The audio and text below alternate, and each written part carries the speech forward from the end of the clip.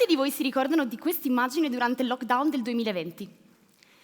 Forse a qualcuno tra il pubblico questo potrebbe sembrare poco più di un semplice e banale quadrato nero. Eppure, chi frequenta i social network con una certa frequenza dovrebbe ricordarsi che questa immagine diventò il simbolo del movimento Black Lives Matter in seguito alla morte di George Floyd il 25 maggio del 2020.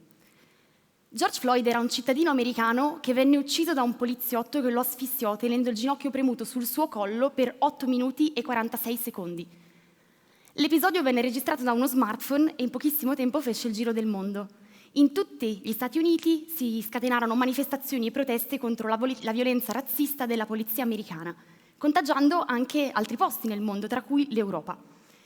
E mentre proprio qui dilagava l'emozione e la voglia di partecipare a un movimento così storico, la pandemia era appena iniziata e per tutti noi era ancora necessario restare a casa.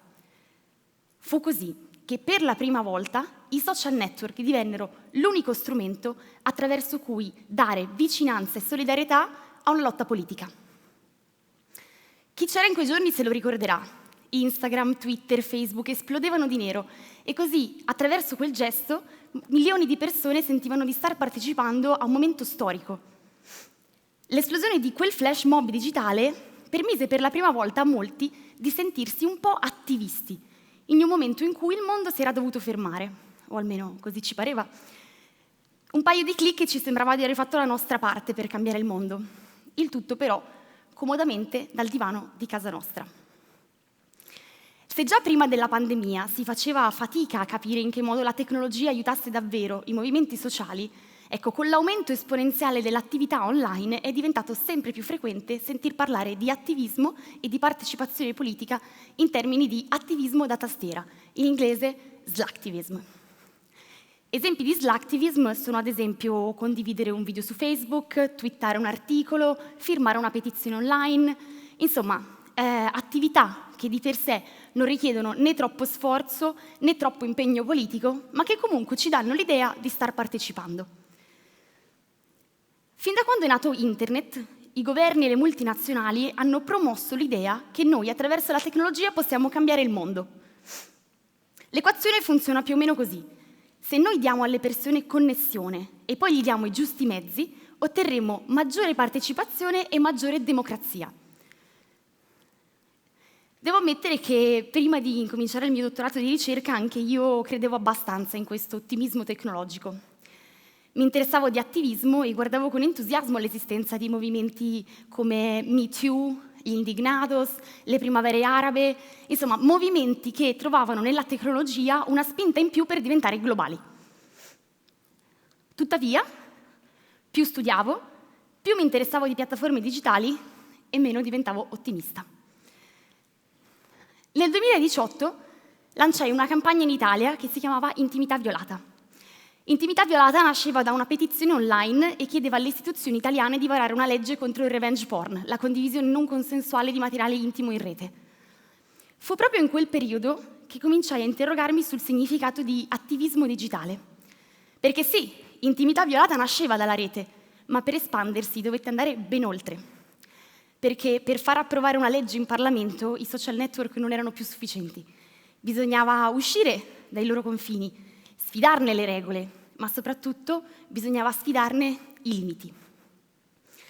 Permettetemi allora questa sera di giocare un po' alla pessimista, o quantomeno alla realista, perché se a molti di noi può sembrare che i social network siano luoghi liberi, orizzontali, in cui tutto può accadere, in cui tutti possono emergere allo stesso modo, scopriremo che la realtà è abbastanza diversa e che anzi le regole, le strutture e gli obiettivi con cui le piattaforme digitali nascono possono profondamente influenzare la partecipazione politica e anche il modo in cui noi pensiamo all'attivismo.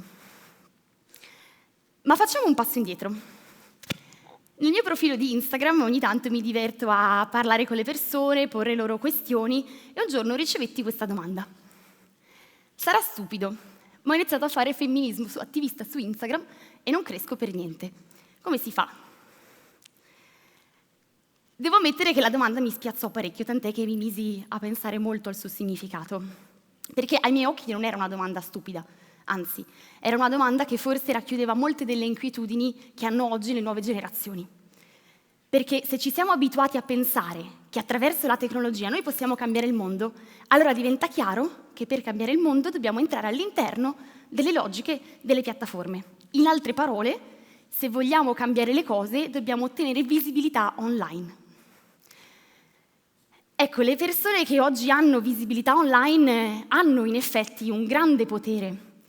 Possono influenzare le nostre scelte di consumo, possono influenzare i nostri desideri di lifestyle e possono anche influenzare i dibattiti politici.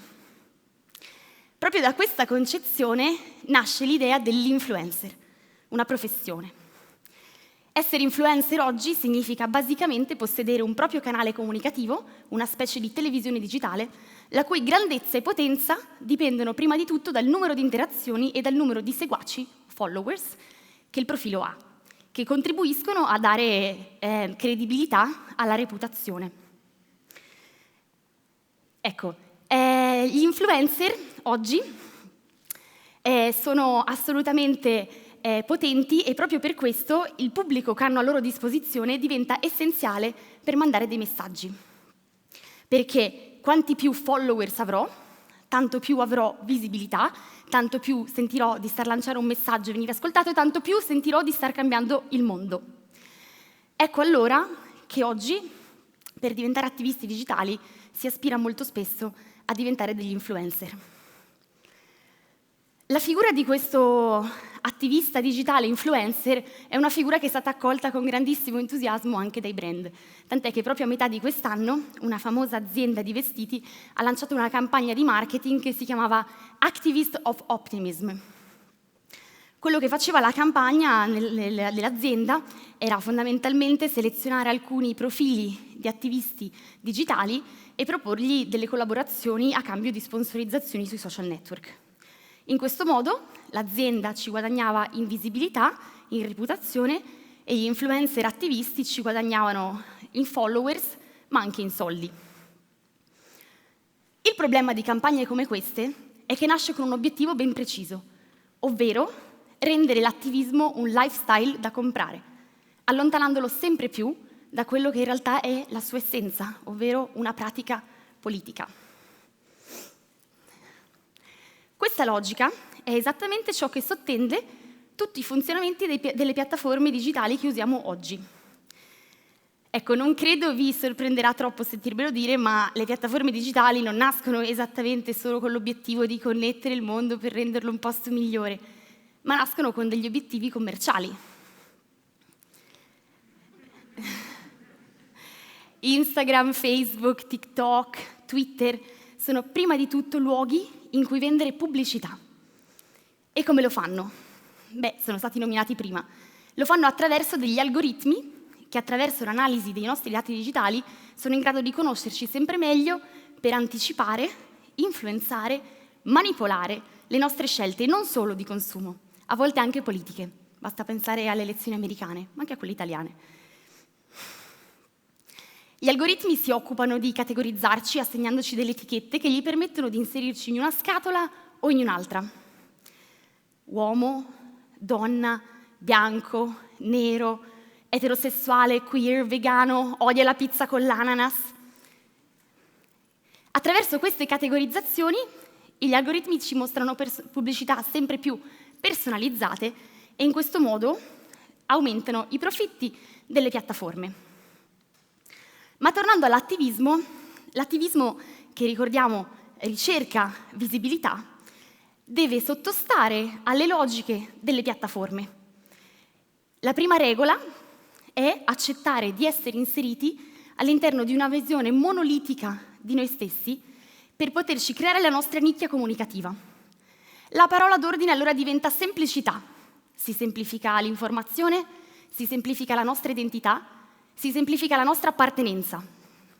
Perché sui social non c'è spazio per essere anche altro, per essere mutevoli, cambianti. Dobbiamo fare parte di una categoria, farla nostra, diventare dei marchi e diventare così perfetti canali di marketing. Un'altra delle illusioni dei social network è anche l'idea che possiamo creare delle reti. Certo, noi sui social e su internet possiamo conoscere persone, condividerci pensieri, però in realtà quello che succede sempre più è che entriamo all'interno di vere e proprie bolle sociali. In inglese si chiamano filter bubbles e partono proprio dal funzionamento dell'algoritmo, che attraverso i nostri interessi, le nostre ricerche, i nostri contatti, ci mostra sempre più persone che la pensano come noi e sempre meno opinioni diverse.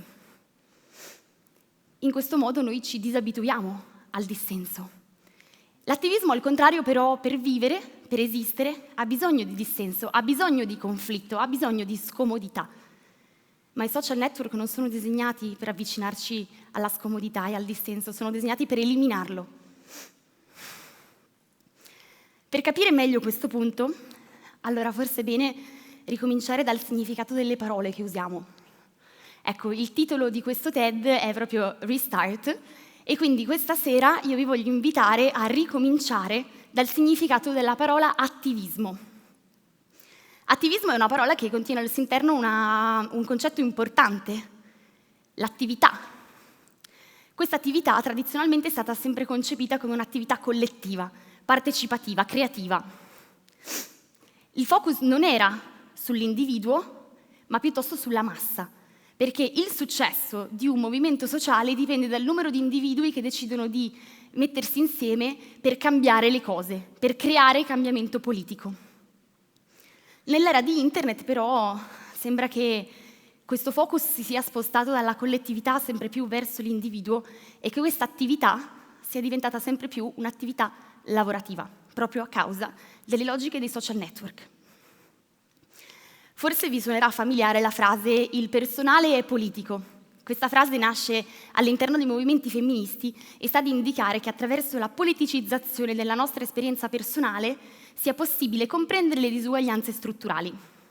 Ad esempio, una donna infelice nel suo ruolo di madre, casalinga, moglie, può capire tramite il femminismo di non avere solo un problema personale, ma anche politico.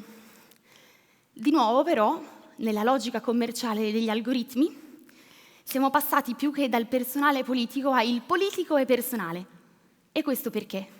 Perché per essere attivisti digitali, secondo le logiche delle piattaforme, noi dobbiamo appassionare, dobbiamo creare delle narrative, dobbiamo fare in modo che le persone visitino il più spesso possibile il nostro profilo e nutrire l'algoritmo. Ecco allora che nell'attivismo digitale ogni lotta viene ripiegata su se stessi e non è più possibile evitare di personalizzare le battaglie per cui diciamo di lottare. Da qui nasce quello che si conosce come attivismo performativo. Nasce quando noi stessi cominciamo a pensarci come dei brand e pensiamo di dover guadagnare secondo i valori che incarniamo. Nasce quando misuriamo il valore dell'attivismo dal numero di followers o dal numero di contenuti che vengono postati online. E nasce quando forse l'attivismo diventa più una maniera di migliorare la nostra reputazione, di piacere agli altri, che di voler cambiare davvero le cose che non ci piacciono nel mondo.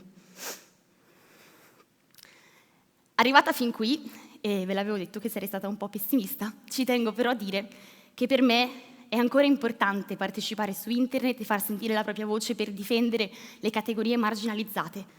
Possiamo fare giornalismo dal basso, possiamo fare sensibilizzazione, possiamo fare divulgazione, anzi, dovremmo. Quello che intendo dire però è che se la partecipazione politica si arrende ad esistere solo all'interno dei confini digitali, non è più partecipazione politica. Ecco perché nel 2021 credo che dovremmo ritornare al significato collettivo dell'attivismo e cominciare a scoppiare queste bolle che ci stiamo creando. Che cosa possiamo fare allora se davvero quello che vogliamo fare è fare attivismo, cambiare le cose, aiutare? Beh, prima di tutto forse smettere di vedere l'attivismo come una professione a cui magari associare anche marketing e pubblicità e ricominciare a vederlo come una missione sociale. Chiediamoci a chi vogliamo dare voce, chiediamoci in che modo lo vogliamo fare, ma soprattutto chiediamoci quali sono i luoghi adatti per farlo. Perché forse non sempre i social network sono i luoghi adatti per fare attivismo. E infine, se quello che vogliamo fare davvero è andare al di là di postare semplicemente un quadrato nero sui social network, chiediamoci in che modo oggi possiamo ancora costruire delle agende politiche solide per fare in modo di cambiare le cose. Agende politiche che non abbiano più a che fare necessariamente con il profitto e con gli algoritmi. Io credo che internet possa ancora essere uno strumento importante, ma da oggi è responsabilità di tutti noi fare un passo fuori dai social network e cominciare a ribellarci contro un sistema che ci vuole sempre più individui e consumatori e sempre meno cittadini e collettività. Grazie.